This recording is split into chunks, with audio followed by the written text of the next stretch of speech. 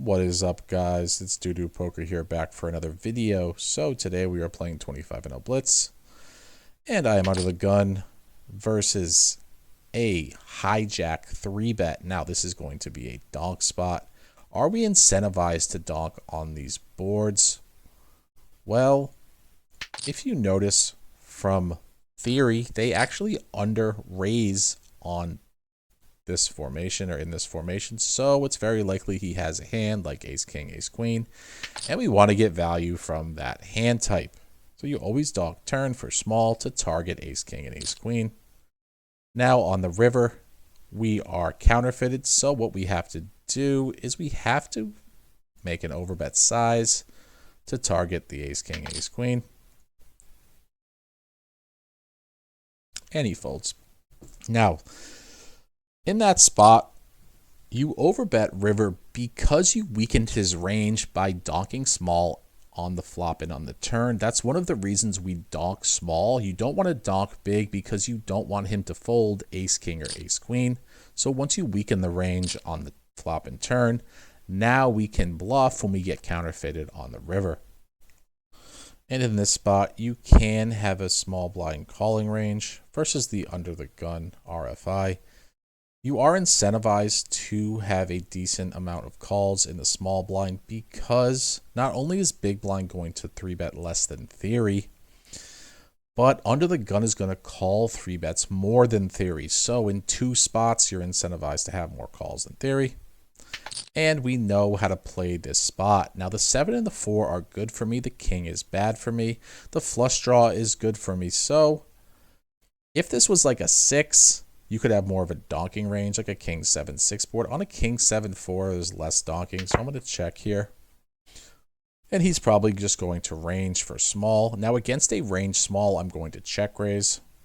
And I'm going to check raise about 50% pot, which is 3 to 4x sizing. Okay, so he did something which I did not expect. Now I'm going to 2x pot, 2.4x pot, actually.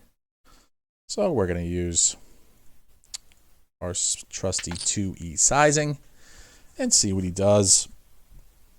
Now, if he calls the turn, I am going to be jamming rivers. My blockers are not bad because he's probably not going to check back a flush on the river, or flush draw on the flop, I mean.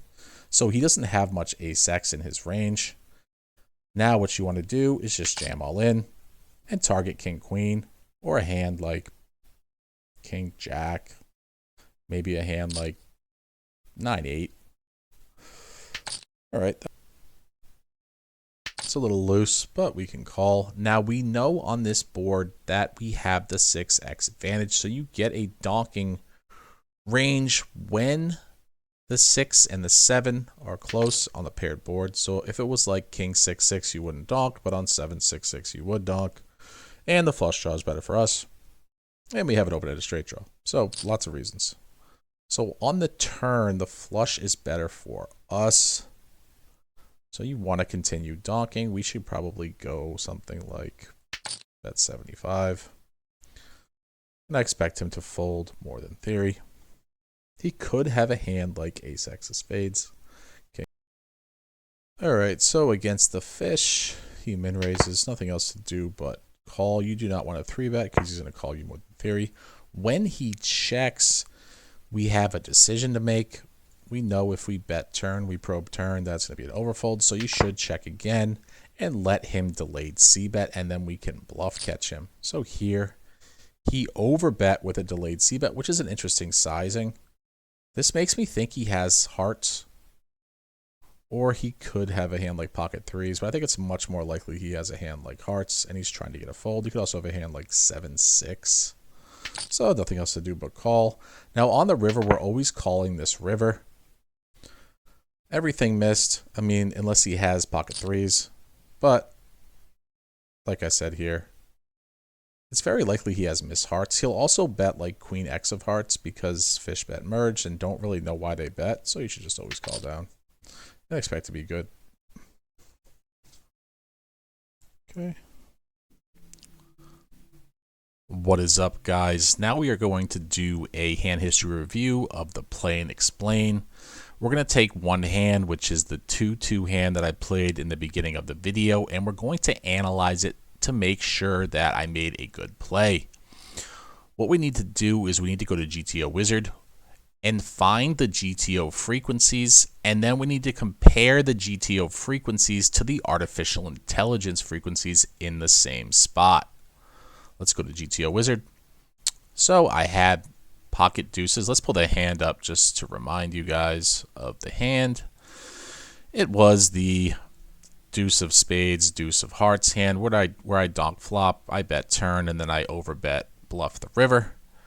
So we have this hand, we have pocket deuces, we get 3-bet in the hijack, and we decide to call. Now the flop comes 10 of hearts, 8 of spades, 7 of diamonds. First of all, is this a donk spot? Yes, this is a donk spot because he has a lot of ace king, ace queen, and we have a lot of concentrated hands like pocket 10s, pocket 8s, pocket 9s, pocket 7s. We want to be donking this flop, but should we donk more than theory? Well, let's go to the AI, and I donked 25% on the flop. We're going to change this to 25%, and we're going to see that they donk 56% of the time. But how does the hijack respond to a donk lead? We see them raising 33.6, calling around 44, and folding around 23. What we need to do is we need to go to the AI and figure out, okay, how is the population going to respond? This is how they respond. They call 62.8, they only fold 11.3, and they raise 25.9. So let's go to notes. So what we see here is that population is playing differently than theory. They're under raising 25.9% to 33.6%. They're over calling 62.8 to 43.7, and they're under folding. Now, what I need to do is I need to go back to GTO Wizard and node lock these tendencies for the spot. So what I'm going to do is I node locked all these tendencies, 25.9, 62.8, 11.2, and you're going to see something as far as a change in strategy. Now, my change in strategy is I donk range. Why do I donk range now? Let's look at the EV difference as well. We see a hand like pocket deuces is an over 2 big blind mistake to check. Why? Because they're under raising flop. That means that both your value hands and your bluffs want to donk flop because you're going to realize equity with your bluffs, but you're also going to get value with your strong hands because he might check back on the flop. So both hand classes are incentivized to donk.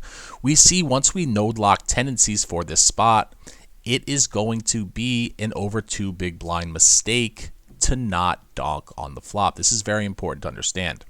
Now, when we get onto the river, should I be bluffing? Well, first we need to understand what the alpha is. The alpha is I bet around 107% pot. So let's go to notes.